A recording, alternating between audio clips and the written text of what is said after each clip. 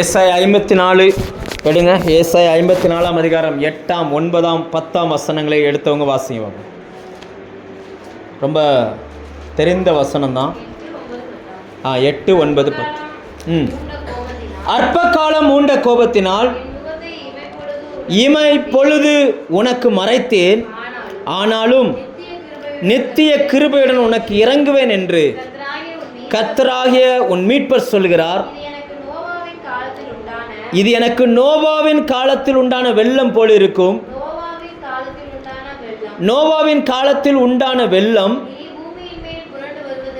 இனி பூமியின் மேல் புரண்டு வருவதில்லை என்று நான் ஆணையிட்டது போல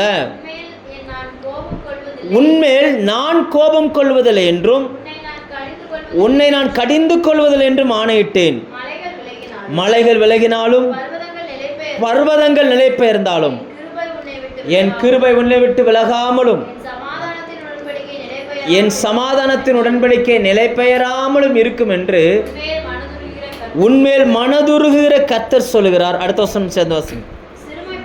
சிறுமைப்பட்டவளே, பெருங்காற்றில் அடிப்பட்டவளே, தேற்றல் அற்றவளே, இதோ நான் உன் கல்லுகளை பிரகாசிக்கும்படி வைத்து நீல ரத்தினங்களை உன் அஸ்திபாரமாக்கி உன் பலகணிகளை பளிங்கும் உன் வாசல்களை மாணிக்க கற்களும் உன் மதில்களை எல்லாம் உச்சிதமான கற்களும் ஆக்குவேன். உன் பிள்ளைகள் எல்லாரும் கர்த்தரால் போதிக்கப்பட்டிருப்பார்கள். உன் பிள்ளைகளுடைய சமாதானம் பெரிதாக இருக்கும். அல்லேலூயா. இந்த வசனம் தான் நான் ஊழியத்துக்கு வரும்போது ஆண்டவர் எனக்கு கொடுத்த வசனம். ஊழியத்துக்கு என்னை அழைக்கும் பொழுது தேவன் சொன்ன வசனம் ஏசாயா 54 சரி, இந்த அநேக முறை நாம் படித்திருந்தாலும் ஆண்டவர் நம்மோடு கூட இந்த வசனத்தின் மூலமாய் பேசுவாராக. இது யாருக்கு சொல்லப்பட்டது இந்த வசனம் அப்படின்னு பார்த்தீங்க, இந்த அதிகாரம் யாருக்கு சொல்லப்பட்டது அப்படின்னு பார்த்தீங்கன்னா ஆபிரகாமின் மனைவியாக இருந்த சாராளுக்கு சொல்லப்பட்ட அதிகாரம். எங்கே கண்டுபிடிக்கலாம் எப்படி அப்படின்னு பார்த்தீங்கன்னா, நீங்கள் பிற்காலத்தில் பவுல் அப்போஸ்தலன் கலாத்திய சபைக்கு இதை எழுதும் பொழுது அங்கே இதை நோட் பண்ணுகிறார். கலாத்தியர் 4 அதிகாரம் எடுத்திங்கன்னா பின்னாடி அந்த அப்படியே புதிய எருசலேமையும் இஸ்ரேல் ஜனங்களையும் கம்பேர் பண்ணி எழுதிட்டே வரும்பொழுது அங்கே சொல்லுவார், இந்த இஸ்ரேல் ஜனங்களை சாராளை குறித்து அடிமைப்பட்டிருந்த அந்த சாராளை குறித்து சொல்லும்போது சொல்லுவார், இந்த இதில் இருக்கிற முதல் வசனமும் கலாத்தியர் 4 அதிகாரத்தில் இருக்கக்கூடிய கடைசி 2 வசனமும் ஒரே வசனமாக இருக்கும். அப்போ அங்கே சொல்லுவார், அநாத ஸ்திரீக்கே அதிக பிள்ளைகள் உண்டு அப்படின்னு சொல்லி. அப்படின்னா என்ன அர்த்தம் அப்படின்னாச்சுன்னா, இந்த பெண் வாழ்க்கையில் ஒரு தவறு செய்கிறாள். தவறு செய்கிறாள்னு என்னென்னா, தேவனுடைய சித்தத்தை மீறி ஒரு முடிவு எடுக்கிறார்கள். இப்போ ஆபிரகாமுக்கு ஆண்டவர் அழைக்கும் பொழுது, நான் உனக்கு காண்பிக்கிற தேசத்தில் போய் குடியிரு அப்படின்னு சொன்னார். இவர் குடியிருக்க வரும் பொழுது ஆண்டவர் சொன்னால், உனக்கு ஒரு சந்ததி தருவேன், உனக்கு நான் ஒரு பிள்ளையை தருவேன், அந்த பிள்ளையின் மூலமாக உன் சந்ததி ஆசீர்வதிக்கப்படும் சொல்லியிருந்தார். இவங்க கிளம்பி வந்தாங்க. 75 வயசு கிளம்பி வரும் பொழுது, அங்கேருந்து கிளம்பி வரும் பொழுது கானானுக்குள்ளே வந்துட்டாங்க. கானானுடைய சூழ்நிலை எப்படிப்பட்ட சூழ்நிலைன்னு பார்த்தீங்கன்னா, 10 வருஷத்துக்குள்ளே கல்யாணம் முடித்தவங்களுக்கு குழந்தை இருக்கணும். குழந்தை இல்லைன்னா அந்த ஊர் கட்டுப்பாட்டின்படி அந்த ஊர் ஜனங்களே வேற ஒரு பொண்ணை பிடிச்சி கட்டி வச்சுருவாங்க. அப்படி கட்டி வைக்காமல் இருக்கணும்னா இந்த அம்மா என்ன பண்ணணும்னா, தன்னுடைய சகோதரியையோ அல்லது தன் வீட்டில் இருக்கிறவங்களையோ இனத்தாரையோ யாரையாவது ஒரு ஆளை என்ன பண்ணணும், தன் புருஷனுக்கு கட்டி வைக்கணும். அப்படி கட்டி வச்சா இந்த மனைவியும் புருஷன் கூட இருந்துக்கலாம், பிரச்சனை இல்லை. கட்டி வைக்காமல் விட்டாச்சுன்னா அந்த ஊர்காரங்களே ஒரு பொண்ணை கட்டி வைப்பாங்க, இந்த மனைவி என்ன செய்ய முடியாது, கூட இருக்க முடியாது. இது இஸ்ரவேல் தேசத்தில் உள்ள வழக்கம். அப்படி தான் அன்னாளுடைய கணவனும் திருமணம் முடித்து 10 வருஷமாக குழந்தை கிடையாது. அதுக்கப்புறம் தான் அன்னாளுடைய சொந்த சகோதரி தான் பெண்ணினாள், அவளை கல்யாணம் பண்ணி வச்சாங்க. அதே போல் நீங்கள் இந்த இது எங்கே வருதுன்னு பார்த்தீங்கன்னா, இதை எடுத்து படிக்கலாம். நீங்கள் 16 அதிகாரம் படிச்சிங்கன்னா ஆதியாகமம் 16 அதிகாரத்தில் இந்த சம்பவம் வரும். கரெக்டாக ஆபிரகாமுக்கு 2வது மேரேஜ் முடிக்கும் போது வயசு 85, இஸ்மவேல் பிறக்கும்போது வயசு 86. சொல்ல புரியுதா? 10 வருஷத்தில். அப்போது அந்த ஊர் வழக்கத்தின்படி அந்த சாரால் ஒரு முடிவு எடுக்கிறாங்க, யாரையோ ஒரு ஆளை கட்டி, என் வீட்டுக்காரர் பெரிய செல்வந்தன் இல்லையா, 318 குடும்பங்கள் இருக்குது. ஒவ்வொன்றும் பார்த்திங்கன்னா இன்றைக்கி இருக்கிற மாதிரி வீடுகள் கிடையாது, டென்ட் அடித்து தான் தங்குவாங்க. அப்போ எல்லாருக்கும் இவர் தான் ஓனர். அந்த 318 குடும்பம் இருந்துச்சுன்னா அது எப்படிப்பட்டதாக இருக்கும் நீங்கள் யோசிச்சு பாருங்கள். அந்த கிராமத்துக்கே இவர் தான் ஓனர், ஆபிரகாம் தான் ஓனர். எவ்வளோ ஒருத்தையை கட்டிட்டு வந்து என் சொத்து போகிறத விட என் வீட்டில் இருக்கிற வேலைக்காரியாவே கட்டி வைப்பேன்னு சொல்லி தான் அந்த அம்மா என்ன பண்ணிச்சு, வேலைக்காரியை பிடிச்சி புருஷனை கட்டி வச்சா இப்போ இவங்க 2 பேரும் தனியாக வேற ஒரு இடத்துல வாழ போகிறாங்க. அன்று ராத்திரி ஏதோ ஒரு முடிவு எடுத்துருச்சு. ராத்திரி உட்காந்து லைட்டை கொளுத்தி வச்சுட்டு அந்த டென்ட்டுக்குள்ளே உட்காந்து அழுதுகிட்டே இருக்குது. ஏன்னா விடிஞ்சா, ஏன்னா ஆண்களை நம்ப முடியாது இல்லையா, இல்லை என்ன அப்படி தானே, கையெழுத்து போடுவாங்க லோன் கட்டுறதுக்கு, லோனுக்கு நான் பொறுப்பு, வாங்கி கொடு, நான் கட்டிக்கிறேன்பாங்க. அப்புறமே லோன்காரன் வந்து நிற்கும் போது எனக்கு இல்லை வேலை இல்லை, நான் நினச்சிவேன் யார்கிட்டயா வாங்கி கட்டுன்ட்டு போயிடுவாங்க. ஏன்னா ஆண்களை வந்து சில காரியத்தில் என்ன செய்ய முடியல, ப்ராக்டிக்கல் நம்ப முடியல. அப்படிதான் அந்த பெண் உட்காந்து அழுது கொண்டிருக்கிறாள். விடிஞ்சா இவர் என்னைய அன்பா பாப்பாரான்னு என்ன செய்ய முடியாது, சொல்ல முடியாது. ஏன்னா எல்லாமே டென்ட்டாக இருக்கும், அதை கூடாரங்களில் தானே தங்கியிருந்தாங்க. இதில் ஓனர் வீடு எதுன்ற எப்படி கண்டுபிடிப்பாங்கன்னா, அந்த கூடாரத்துக்கு முன்னாடி ஆடு மேய்க்கக்கூடிய அந்த மேய்ப்பனுடைய கோல் இருக்கும், அந்த கோலை நட்டு வச்சுருப்பாங்க. அது எந்த வீட்டின் முன்னாடி நட்டு இருக்குதோ அதுதான் அந்த எல்லாத்துக்குமான ஓனர் வீடு, அவர் தான் முதலாளி. இப்போ இதுக்கு முன்னாடி வரைக்கும் சாராளுடைய கூடாரத்தில் இருந்த அந்த கோல் இப்போ அங்கேருந்து நகட்டப்பட்டு அடிமை பெண்ணாகி ஆகாருக்கு முன்னாடி என்ன செஞ்சிருச்சு, போயிடுச்சு. இது இவங்களுக்கு ரொம்ப கஷ்டம். ஏன்னா இனி எல்லாரும் நம்மளை என்ன செய்ய மாட்டாங்க, அந்த மரியாதை கிடைக்குமோ கிடைக்காதோன்னு சொல்லி ஆகார் கண்ணீரோடு அழுதுகிட்டு இருக்கும்போது தான் ஆண்டவர் ஆகாருக்கு சொன்ன வசனங்கள் தான் இந்த வசனம். லேலுயா, நம்ம அந்த மாதிரி தப்பு பண்ணலை, ஆனால் நம்மளும் சில தவறுகளை நம்மளுடைய குடும்பத்தில் நம்ம என்ன செய்கிறோம், நாம் எடுத்த ஒரு முடிவு, அந்த சாராள் எடுத்த ஒரு முடிவு அந்த சாராளின் கண்ணீருக்கு காரணமாச்சு, அந்த குடும்பத்தின் கண்ணீருக்கு காரணமாச்சு, அந்த குடும்பத்தின் சமாதானமே என்ன செஞ்சிருச்சு, போயிடுச்சு.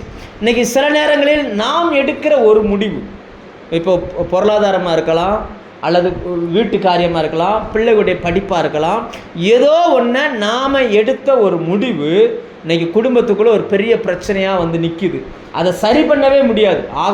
அந்த சாரால் எடுத்த முடிவு என்ன செய்ய முடியாது, சரி பண்ணவே முடியாது. இப்போ வரைக்கும் அந்த முடிவு சரி பண்ணவே இல்லை. அப்படி நாம் செய்த ஏதோ ஒரு செயல் நம்முடைய வாழ்க்கையில் ஒரு நமக்கு கண்ணீரை கொடுத்துக்கிட்டு இருக்குது அப்படின்ற எண்ணத்தில் நீங்கள் இருப்பீங்கன்னா ஆண்டவர் இந்த வார்த்தையை உங்களுக்கு தான் சொல்லுகிறார். லேலுயா, எப்படி அன்னைக்கு அந்த சாரால் எடுத்த அந்த ஒரு முடிவுனால வீட்டில் உட்காந்து அழுதுகிட்டே இருக்கிறாங்க. அன்னைக்கு கரண்ட் கிடையாது. அப்படி உட்காந்து, ஏன்னா விடிஞ்சா என்ன நடக்கும்னு தெரியலை. அந்த ஆபிரகாமை நம்பி தான் அவங்க 1600 கிலோமீட்டர் ட்ராவல் பண்ணி வந்திருக்கிறாங்க. இப்போது ஆபிரகாம் என்ன பண்ணிட்டாரு, இப்படி ஒரு முடிவு சரி சொன்ன உடனே இவங்களும் என்ன பண்ணிட்டாங்க, சம்மதிச்சிட்டாங்க. இப்போ அப்படிப்பட்ட சூழ்நிலையில் கர்த்தர் பேசின வார்த்தைகள் தான் இது. அப்போ என்ன சொல்கிறார் அப்படின்னு பார்த்தீங்கன்னு சொன்னால், அவர் ஆண்டவர் என்ன சொல்கிறார் அப்படின்னா, இமை பொழுது நான் உன்னை கைவிட்டேன் அப்படின்றார். என்ன சொல்கிறாரு, இமை பொழுது, அற்ப காலம் மூண்ட கோபத்தினால் இமை பொழுது என் முகத்தை உனக்கு மறைச்சேன் அப்படின்னு சொல்கிறார். தேவனுடைய முகம் ஒரு மனுஷனுக்கு மறைக்கப்பட்டு விட்டது என்றால் அவனுடைய வாழ்க்கையில் கண்ணீர் தான் மிஞ்சும். லேலுயா, அதாவது தேவனுடைய முகம் ஒரு மனுஷனுக்கு ஆண்டவர் மறைச்சிட்டான்னு வச்சுக்கோங்களேன், அப்புறம் அவங்க வாழ்க்கை எப்படி தான் இருக்கும், இருள் தான் இருக்கும். சரியான உதாரணம், இப்போ நம்ம சிலுவை பாடுகளை தியானிச்சுட்டு வராங்க சபைகளில். இயேசு சிலுவையில் மரிக்கும்போது எத்தனை மணின்னு தெரியுமா? சிலுவையில் மரிக்கும்போது மார்க் 15 எடுங்க. சிலுவையில் மரிக்கும்போது காலையில் 9 மணி. எத்தனை மணி? காலையில் 9 மணி. ஆனால் பூமி எப்போ இருளாச்சின்னு பைபிள் போட்டிருக்குன்னா 12லேருந்து 3 மணி வரைக்கும். அப்போ அவங்க 9 மணிலேருந்து 3 மணி வரைக்கும் சிலுவையில் தொங்குறார். 3 மணி நேரம் வெளிச்சம் இருந்துச்சு, அடுத்த 3 மணி நேரம் என்ன ஆயிடுச்சு, இருள் வந்துருச்சு. என்ன காரணம்னு நினைக்கிறீங்க? என்ன காரணம்னு நினைக்கிறீங்க? என்ன பார்க்குறீங்க? அப்படி இல்லையோ, நான் சொன்னது இல்லையோ? மார்க் எடுங்க, மார்க் 15 எடுங்க. மார்க் 15ஆம் அதிகாரம்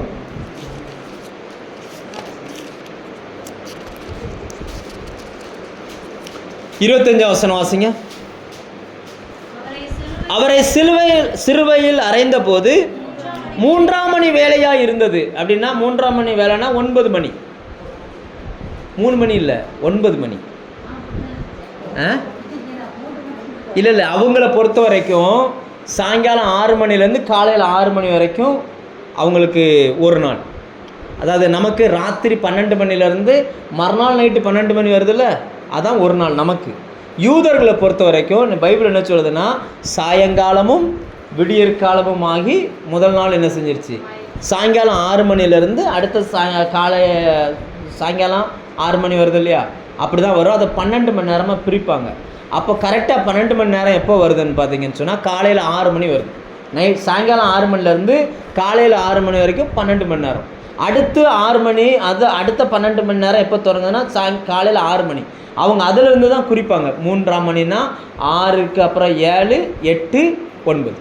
காலையில் 9 மணிக்கு இயேசு சிலுவையில் அறையப்படுகிறார்.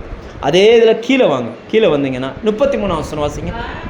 6ஆம் மணி நேரம் முதல் 9ஆம் மணி நேரம் வர, அப்படின்னா 6, 12 மத்தியானம் 12 மணிலேருந்து 9 மணி வரைக்கும், 3 மணி வரைக்கும் பூமி எங்கும் என்ன ஆயிடுச்சு, அந்தகாரம் வந்துருச்சு.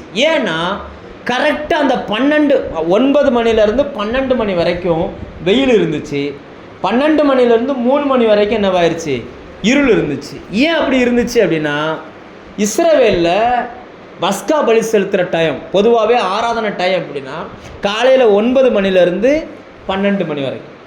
இப்போது இவரை தூக்கி சிலுவையில் அரைஞ்சிட்டு அவங்க பலி என்ன செஞ்சுக்கிட்டு இருக்கிறாங்க, ஏறெடுத்துக்கிட்டு இருக்கிறாங்க. அந்த பலி ஏறெடுத்ததுனால தான் அன்னைக்கு 3 மணி நேரம் வெளிச்சம் இருந்துச்சு. அந்த பலி முடிஞ்ச உடனே தேவன் தன்னுடைய முகத்தை என்ன செஞ்சிட்டாரு, மறைத்து கொண்டார். முழு உலகம் என்னவா மாறிடுச்சு, இருள் சூழ்ந்து கொண்டது. ரைட்டா? இப்போ ஆண்டவர் சாராளை பார்த்து சொல்லுகிறார், இமை பொழுது என் முகத்தை உனக்கு மறைத்தேன் அப்படின்றார். அப்படின்னா தேவன் முகத்தை மறைச்சிட்டார் அப்படின்னாச்சுன்னா அவருடைய கிருபை, அவருடைய இரக்கம் ஒரு மனுஷனுக்கு கிடைக்கலன்னா வாழ்க்கை இருளாயிரும். லேலுயா, இருளாயிருச்சுன்னா எந்த பக்கம் போகிறோம்னு நமக்கு தெரியாது, என்ன முடிவெடுக்கிறோம்னு தெரியாது, செய்கிறது சரியா தப்பான்னு தெரியாது. இப்போவே இந்த லைட் இருக்குது, டக்குன்னு கரண்ட்டு போயிடுச்சுன்னு வச்சுக்கிடுவோமே, இதே வீட்டில் இருக்கிற ஆளாக இருந்தால் கூட எந்திரிச்சு போய் ஒரு லைட்டை எதாவது எடுக்கணும்னா என்ன தான் போகணும், தடவி தான் போகணும். ரைட்டா? தைரியம் வச்சு போக முடியாது. வெளிச்சத்தில் நம்மளால் தைரியமாக போக முடியும். இருள் வந்துருச்சுன்னு என்ன செய்யாது. சில பேருக்கு இருள்னாலே பயம் வந்துடும், சொந்த வீட்டுக்குள்ளே என்ன செய்ய மாட்டாங்க. எதுக்கு இதை சொல்கிறேன்னா, ஆண்டவர் சாராளை பார்த்து சொன்னார், இங்கே பாரு, இமை பொழுது அற்ப காலம் எனக்கு கோபம் வந்துச்சு, நீ செஞ்ச ஒரு செயல் எனக்கு எப்படி இருந்துச்சு, கோபம் வந்துச்சு, அதனால் கொஞ்சம் என் முகத்தை மறைச்சேன். அந்த கொஞ்ச நேரத்துக்குள்ளே உன் வாழ்க்கை என்னவா மாறிடுச்சு, இருளாக மாறிடுச்சு. இப்போ உனக்கு வழி தெரியாமல், என்ன பண்ணுறதுன்னு தெரியாமல், எங்கே போகிறதுன்னு தெரியாமல் நீ தடுமாறி ரூமுக்குள்ளே உட்காந்து அழுதுகிட்டு இருக்கிற அப்படின்னு சொல்லிட்டு அடுத்து சொல்கிறாரு, இனி நான் உன் மேலே என்ன செய்ய மாட்டேன், கோபம் கொள்ள மாட்டேன், இனி நான் உன்னை நான் கடிந்து கொள்ள மாட்டேன்.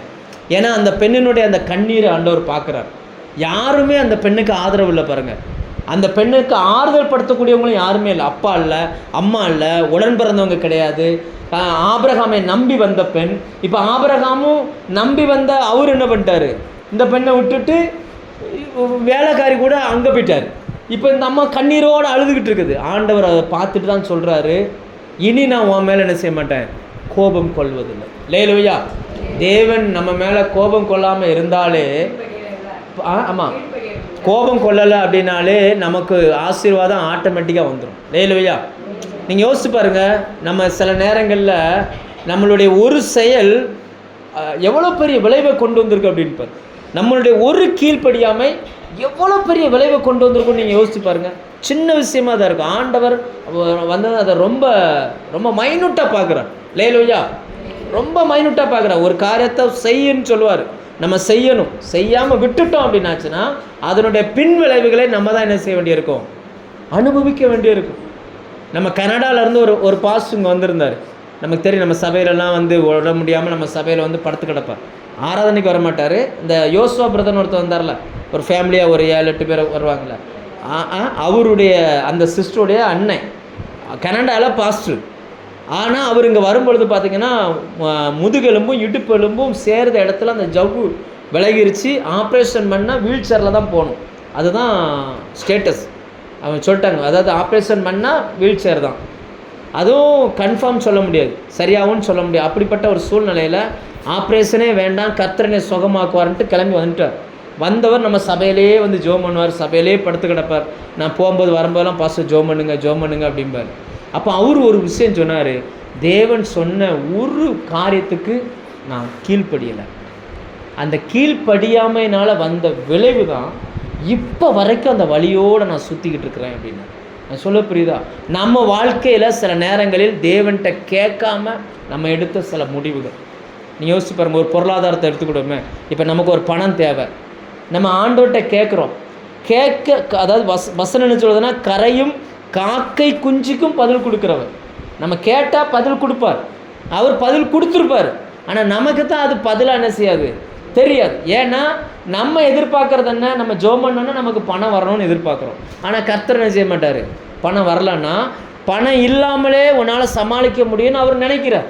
ஆனால் நம்ம என்ன நினைப்போம்னா, அல்ல அது எப்படி ஜோம் பண்ணிட்டோம், ஆனால் திடீர்னு இது செஞ்சு ஆகணும்னு சொல்லி டக்குன்னு போய் ஒரு இடத்துல கடனை வாங்குவோம். இப்போ அந்த கடன் வாங்கினதுனால தேவனுடைய முகம் நம்மளை விட்டு என்ன செய்யப்படுகிறது. ஏன்னா அவருடைய விருப்பம் என்னென்னா கடன் வாங்காமலே இவனை வாழ வச்சிடணும்னு அவர் நினைக்கிறார். ஆனால் நம்ம அதை தப்பாக புரிஞ்சுட்டு கடன் வாங்கினதுனால தேவன் நம்ம மேலே வச்சுருந்த அந்த கிருபை என்ன செய்கிறாரு, அவர் முகத்தை விளக்குறாரு. நம்முடைய வாழ்க்கையில் இருள் வர ஆரம்பிக்கிறது. இருள் வந்ததே தெரியாமல் இந்த கடனை அடைக்கிறதுக்கு அப்புறம் இன்னொரு கடன் என்ன செய்வோம். ஏன்னா இங்கே கடன் வாங்கினோன்னு வேலை கிடைக்காம போவோம், அப்புறம் திடீர்னு வியாதி வரும், திடீர்னு ஒரு செலவு வரும், அப்புறம் இந்த கடன் அடைக்க இன்னொரு கடன், அந்த கடன் அடைக்க இன்னொரு கடன், அப்படியே போய் போய் போய் போய் போய் நமக்கு எப்போ அந்த புத்தி தெளியும். அந்த இளைய குமாரனுக்கு புத்தி தெளிஞ்சு அப்பா வீட்டு ஞாபகம் வந்தது போல் நமக்கு என்னைக்காவது புத்தி தெளியும். அன்னைக்கு நம்ம உட்காந்து யோசிக்கும் போது கண்டுபிடிப்போம், ஐயோ நம்ம அன்னைக்கு அதை வாங்கியிருக்கே கூடாது, கொஞ்சம் பொறுமையாக இருந்திருந்தோன்னா இவ்வளோ பெரிய சிக்கலில் நான் மாட்டியிருக்க மாட்டேன் அப்படின்னு சொல்லி நம்ம என்ன செய்வோம், நம்ம அப்போ தான் யோசிப்போம். ஆனால் அதுக்குள்ளே நம்ம வாழ்க்கையில் இழந்த காரியங்கள் ஏராளமாக இழந்துடும். ஒரு எக்ஸாம்பிள் சொல்கிறேன்னே, இப்போ சபை கட்டணும்னு சொல்லி எங்கள் அப்பா என்ன பண்ணார்னா, சர்ச்சு அந்த பத்திரத்தை கொண்டுட்டு போய் மகேந்திரா ஃபைனான்ஸில் வச்சு கடன் வாங்க போனார். வாங்கியாச்சு. வாங்கினதுக்கப்புறம் அவருக்கு உடம்பு முடியாமல் படுத்துட்டார். இப்போ வரைக்கும் நம்ம அதை கட்டிக்கிட்டு இருக்கிறோம்.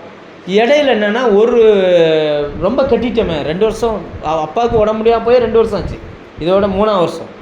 இப்போ நம்ம தானே கட்டிகிட்டே இருக்குமே, 2 வருஷத்துக்கு மேலே கட்டிட்டோம்ல, அப்போ இன்னும் கொஞ்சம் தானே இருக்கும், மொத்தமாகவே கட்டிடலான்ட்டு அங்கே போய் கணக்கு பார்க்க போகிறோம். நானும் என் கூட ஒரு பாஸ்டரையும் கூட்டிகிட்டு போயிட்டு, நான் இவ்வளவு கட்டியிருக்கிறையா, இன்னும் கொஞ்சம் எவ்வளோ இருக்கும், கொஞ்சம் தான் இருக்கும், நம்ம கட்டிடுவோன்ட்டு நான் ஒரு 10-15,000 கொண்டு போகிறேன். அந்த ஆள் ஒரு கணக்கு எடுத்து சொல்கிறான், இதுவரைக்கும் கட்டியிருக்கிறது எவ்வளோ அப்படின்னு பார்த்தீங்கன்னா கிட்டத்தட்ட 1,15,000 20,000. அதில் அசல் வெறும் 27,000 தாங்க, மீதியெல்லாம் வட்டி அப்படின்றான். இன்னும் நீங்கள் 1,00,000 ரூபாய்க்கு மேலே கட்டணும், வாங்கினதே மொத்தம் 1,10,000 ரூபா, இன்னும் நீங்கள் 1,00,000 ரூபா பக்கத்தில் கட்டணும் வட்டி. முதல் மாதம் வச்சுருக்கீங்கன்னா கொடுங்க, உடனே முடிச்சிருவோம் அப்படின்ட்டு. அங்கே என்ன சொல்கிறதுனே தெரில, சம்மதிச்சு தான் கையெழுத்து போட்டிருக்கிறாங்க அப்படின்ற. உண்மையிலே எங்கள் அப்பாவுக்கு இவ்வளோ வட்டின்னு தெரியுமா தெரியாதா, எதுவுமே தெரியாது. நான் எதுக்கு அதை சொல்கிறேன்னா, இவ்வளவு பின்விளைவுகள் வரும்ன்றது யாருக்கு என்ன செய்யாது. அந்த அவசரம், அந்த நெருக்கடியில் மனுஷன் அந்த முடிவை என்ன செய்கிறாங்க, எடுக்கிறாங்க.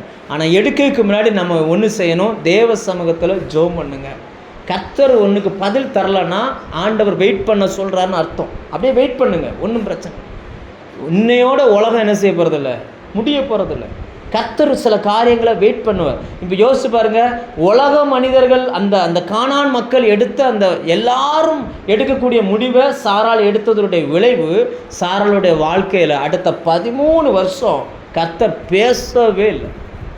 அடுத்து எப்போ பேசுகிறாருன்னா 99 வயசில், ஆபிரகாமுக்கு 99 வயசில் தான் கர்த்தர் பேசுகிறார். அந்த 13 வருஷமும் ஆபிரகாமின் வாழ்க்கையில் பயங்கரமான பிரச்சனை, சமாதானம் கிடையாது, நிம்மதி கிடையாது, மாறி மாறி போராட்டங்கள். இன்னைக்கு யோசிச்சு பாருங்கள், நாம் எடுத்த ஒரு சில முடிவுகள் நம்முடைய வாழ்க்கையில் எப்பேற்பட்ட பிரச்சனைகளை கொண்டு வந்திருக்கு. நம்ம வெளியில் சிரிக்கிறோம், வெளியில் பேசுகிறோம், ஆனால் நம்மளுடைய உள்ளத்தில் நிறைய நேரங்கள் என்ன செய்கிறோம், தடுமாறுகிறோம், என்ன பண்ணுறதுன்னு தெரியலையே. இப்போ ஒரு பக்கம் ஜெபம் பண்ணுறோம், ஆனால் ஒரு சில நேரங்களில் நம்ம என்ன பண்ணுறோம், தடுமாறுகிறோம். ஆண்டவர் சொல்கிறாரு, இமை பொழுது நான் முகத்தை மறைச்சேன், அதனால தான் உன் வாழ்க்கையில் இப்படிப்பட்ட பிரச்சனைகள் என்ன செஞ்சுருக்குது, வந்திருக்குது. ஆனால் இனி நான் உன் மேலே என்ன செய்ய மாட்டேன், கோபம் கொள்வதில்லை. அல்லேலூயா. இனி நான் உன் மேலே கோபம் கொள்ள மாட்டேன். ஆண்டவருடைய இரக்கம். அந்த சாராள் அந்த ராத்திரியில் போய் உட்காந்து ஆண்டவர் சாராளை தேற்றுகிறார். பரவாயில்ல, இனி நான் உன் மேலே கோபம் கொள்ள மாட்டேன், இனி நான் உன்னை கடிந்து கொள்ள மாட்டேன் அப்படின்னு சொல்லிட்டு அடுத்து சொல்கிறாரு, இது எனக்கு நோவாவின் காலத்தில் இருந்த வெள்ளம் போல இருக்கும். நோவாவின் காலத்தில் ஜனங்கள் ஒருத்தர் கூட கீழ்ப்படியலை, முழு உலகத்தில் ஒருத்தர் கூட கீழ்ப்படியலை. ஆனால் ஒரே ஒரு மனுஷன் மட்டும்தான் என்ன செஞ்சுருக்கிறாரு, ஆண்டவருக்கு கீழ்ப்படிஞ்சதுனால. அதுவும் 120 வருஷம் அவர் பிரசங்கம் பண்ணிக்கிட்டே இருக்கிறார். பேதுரு எழுதுகிறார், நீதியை பிரசங்கித்தவனாகிய நோவா அப்படின்னு சொல்லி 120 வருஷம் அந்த பேலையை செய்கிறதுக்கு, மரம் வெட்டதுக்கு ஆள் வர்றாங்க, பலகை இலைக்கு ஆள் வர்றாங்க, சேர்க்கறதுக்கு ஆள் வர்றாங்க. ஆனால் இவர் சொல்கிறத மட்டும் என்ன செய்ய மாட்டேங்கிறாங்க. இன்றைக்கி யோசிச்சு பாருங்கள், சர்ச்சைக்கு ஆள் வர்றாங்க, உபாச கூட்டத்துக்கு ஆள் வர்றாங்க, எல்லாத்துக்கும் ஆள் வர்றாங்க. ஆனால் ஆண்டவர் சொல்கிற வார்த்தைப்படி யாரும் என்ன செய்ய மாட்டேங்கிறாங்க, செய்ய மாட்டுறாங்க. அதில் செஞ்சது யாருன்னா ஒரே ஒரு மனுஷன், அந்த நோவா. அந்த நோவாவின் அந்த கீழ்ப்படிதல் அவருக்கு மட்டும் இல்லை, அவருடைய குடும்பத்துக்கும் ஆசீர்வாதமாக என்ன செஞ்சிச்சு, முடிஞ்சிச்சு. இப்போ ஆண்டவர் அதை ஞாபகப்படுத்துகிறாங்க. பாரு, நான் உன் மேலே நான் சொன்ன கோபம், உன் மேலே வந்த அந்த கோபம் நோவாவின் காலத்தில் வந்த வெள்ளம் போல. அந்த வெள்ளம் ஒரு பெரிய அழிவை உண்டு பண்ணிருச்சு. ஆனால் அதுக்கப்புறம் நோவாவின் வாழ்க்கையில் ஒரு புது ஆரம்பமே என்ன செஞ்சிருச்சு, வந்துருச்சு. அது வரைக்கும் நோவா எல்லா ஜனங்களில் ஒருவன். அதுக்கு பிறகு பார்த்தீங்கன்னா முழு உலகமே நோவாவுக்கு தான் சொந்தம். இப்போ நோவாவுக்கும் அந்த 8 பேருக்கு தான் முழு உலகமே. அவங்க எங்கே வேணாலும் போய் என்ன செய்யலாம், ஒரு பெரிய சுதந்திரத்தை கர்த்தர் கொடுத்தார். ஆண்டவர் அதை சொல்கிறாரு, இனி அந்த வெள்ளம் புரண்டு வருவதில்லைன்னு நான் ஏற்கனவே ப்ராமிஸ் பண்ணேன். இப்போ வரைக்கும் அந்த தண்ணி என்ன செய்யலை, வரலை. அதே போல் இனி உன் மேலே நான் கோபம் கொள்ள மாட்டேன் அப்படின்றார். அல்லேலூயா. நீங்கள் நல்லா புரிஞ்சுக்கோங்க, நம்முடைய தேவன் ஒன்றை சொல்லிவிட்டு மாற்றி செய்கிறவர்ல. சொன்னார்னா சொன்னது தான். ஒரு விசை பார்த்து சொன்னதை 2வது விசை பார்த்து அவர் திருத்துகிறவரே கிடையாது. ஒன்று சொல்லிட்டார்னா சொன்னது தான். ஒருவேளை உங்கள் வாழ்க்கையில் சில முடிவுகள் நீங்கள் தவறாக எடுத்துட்டு கண்ணீர் வடித்து உபத்திரவத்தில் முடியாமல் தடுமாறிக்கிட்டு இருப்பீங்கன்னா கர்த்தர் உங்களை பார்த்து சொல்கிறாரு, இனி நான் உன் மேலே கோபம் கொள்ள மாட்டேன். இது வரைக்கும் நீ அனுபவித்ததுக்கான பின்னணி என்ன அப்படின்னாச்சுன்னா, நான் உன் மேலே கோபமாக இருந்ததுனால நீ இந்த தவறான முடிவை நீ எடுத்துட்ட. ஆனால் இனி நீ என்ன செய்ய மாட்டேன், கோபம் கொள்ள மாட்டேன்னு சொல்லிட்டு அடுத்து சொல்கிறார், மலைகள் விலகினாலும் பர்வதங்கள் நிலை பெயர்ந்தாலும் என் கிருபை உன்னை விட்டு. மலை போல் அந்த அம்மா யாரை நம்பிச்சுன்னா ஆபிரகாமை நம்பிச்சு. யாரை தான் நம்பி இருந்துச்சு, தன் கணவனை நம்பி இருந்துச்சு. மலை போல், ஏன்னா எந்த சூழ்நிலையிலும் இவர் என்னை விட்டுட்டு போக மாட்டார்னு நம்பிக்கிட்டு இருந்துச்சு. ஆனால் இப்போ அந்த மலையே பெயர்ந்து வேற ஒரு பக்கம் என்ன செஞ்சிருச்சு, போயிடுச்சு. ஆண்டவர் சொல்றார், மலை பெயர்ந்தாலும் பர்வதங்கள் நிலை பெயர்ந்து போனாலும் என் கிருபை உன்னை விட்டு விலகாது. யார் உன்னை விட்டு விலகி, நீங்கள் மலை போல நம்பின மனிதர்கள் உங்களை கைவிடலாம், மலை போல நம்பின வேலை உங்களை கைவிடலாம், மலை போல நம்பியிருந்த உங்கள் சரீர பலன் உங்களை கைவிடலாம். ஆனால் கர்த்தருடைய கிருபை உங்களை ஒரு நாள் என்ன செய்யாது, கைவிடவே விடாது. அல்லேலூயா. தேவன் எப்போவுமே ஒன்று புரிஞ்சுக்கோங்க, தன்னை நம்பி செயல்படுகிறார். அவரை நம்பி தான் என்ன செய்வார். ஆண்டவர் சொல்கிறார், என் கிருபை உனக்கு போதும், உன் பலகீனத்தில் என் பலன் பூரணமாக. ஆண்டோடைய கிருபை உங்கள் மேலே இருந்துச்சுன்னா நீங்கள் எவ்வளோ பலகீனமான மனுஷனாக இருந்தாலும் பரவாயில்ல, அவர் உங்களை பலமுள்ளவனாய் கர்த்தர் மாற்றிடுவார். அல்லேலூயா. அதை தான் சொல்லுகிறார், மலைகள் விலகினாலும் பர்வதங்கள் நிலை பெயர்ந்தாலும் என் கிருபை உன்னை விட்டு விலகாமலும் என் சமாதானத்தின் உடன்படிக்கை நிலை பெயராமலும் இருக்கும் என்று உன்மேல் மனதுருகுகிற கர்த்தர் சொல்லுகிறார். யோசிச்சு பாருங்க, அந்த ராத்திரியில் சாராளுடைய கண்ணீர் யாருக்குமே தெரியல. உண்மைதானே, சாராளுடைய கண்ணீர் என்ன செய்யலை, வெளியில் யாருக்குமே தெரியல. அநேக நேரங்களில் நீங்கள் அழுத கண்ணீர் யாருக்குமே தெரியல. எத்தனையோ நேரங்களில் தூங்காமல் அழுது அழுது அழுது போர்வையை நினச்சி இருக்கிற கஷ்டத்தை நினைக்கும் போது, சூழ்நிலை நினைக்கும் போது அழுகிற கண்ணீர் யாருக்குமே தெரியாமல் இருக்கலாம். ஆனால் ஒன்றை தெரிந்து கொள்ளுங்கள், உங்கள் கண்ணீர் மட்டும் இல்லை, உங்கள் பெருமூச்சை கூட கேட்கிற ஆண்டவர் உங்கள் பக்கத்தில் தான் அவர் நிற்கிறார். வசனம் சொல்லுகிறது, என் கண்ணீரை உம்முடைய துருத்திகளில் சேர்த்து வைக்கிறார். ஆண்டவர் நம்ம கண்ணீரெல்லாம் பரலோகத்தில் சேர்த்து வச்சிருக்கிறார். அல்லேலூயா. அதனால தான் அவர் சொல்கிறார், மேல் மனதுருகுகிற கர்த்தர். யார் உங்கள் மேலே இறக்கப்படுறாங்களோ இறக்கப்படலையோ, ஆண்டவருடைய கண்கள் உங்கள் மேலே இறக்கமாக தான் இருக்குது. அவர் உங்களை கண்டு மனது உருகுகிறார். உங்கள் சூழ்நிலை சரியாய் புரிந்து கொண்டு உங்களுக்கு உதவி செய்வதற்கு அவர் தயாராக இருக்கிறார். அதனால் அடுத்த 3 விஷயத்தை அவர் சொல்லுகிறார். நான் உன் மேலே மனதுருகினா என்ன நடக்கும் அப்படின்றத அடுத்து சொல்லுகிறார். நான் உன் கல்லுகளை பிரகாசிக்கும்படி வைப்பேன் அப்படின்றார். எதை பிரகாசிக்க வைப்பாராம்? கல்லுகளை எல்லாம் பிரகாசிக்கும்படி வைப்பேன். நீல ரத்தினங்களை கல்லுகள்னு வேதம் கல் அப்படின்னா எதை குறிக்குது அப்படின்னாச்சுன்னா பிரமாணங்களை குறிக்குது. கல் எதை குறிக்குது? ஆண்டவர் நியாயப்பிரமாணத்தை இழைக்கப்பட்ட கல்லில் எழுதி கொடுத்தார். எதில் எழுதி மோசே மேலே வந்து கொண்டு வந்தது எதை தான் கொண்டு வந்தார்?